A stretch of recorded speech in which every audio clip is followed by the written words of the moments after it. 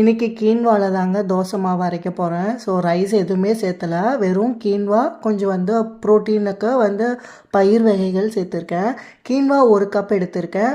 1/2 cup துவரம்பருப்பு எடுத்திருக்கேன். 1/2 cup பச்சைப்பயிறு எடுத்திருக்கேன். 1/2 கப் உளுந்து எடுத்திருக்கேன். 2 டேபிள் ஸ்பூன் வெந்தயம் எடுத்திருக்கேன். இது நல்லா கழுவிட்டு ஒரு 4 மணி நேரம் ஊறினா போதுங்க. உங்களுக்கு தேவைப்பட்டால் இதில் 1/2 கப் நீங்கள் இட்லி அரிசியோ பச்சை அரிசியோ சேர்த்துக்கலாம்.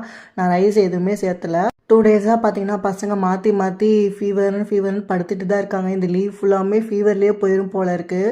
ஸோ நான் மாவை அரைக்கக்கூடாது, எப்படியாவது பசங்களுக்கு வேறு ஏதாவது ஆல்டர்னேட்டிவாக சமைச்சு கொடுக்கணும் அப்படின்னு தான் நினச்சிட்டு இருந்தேன்.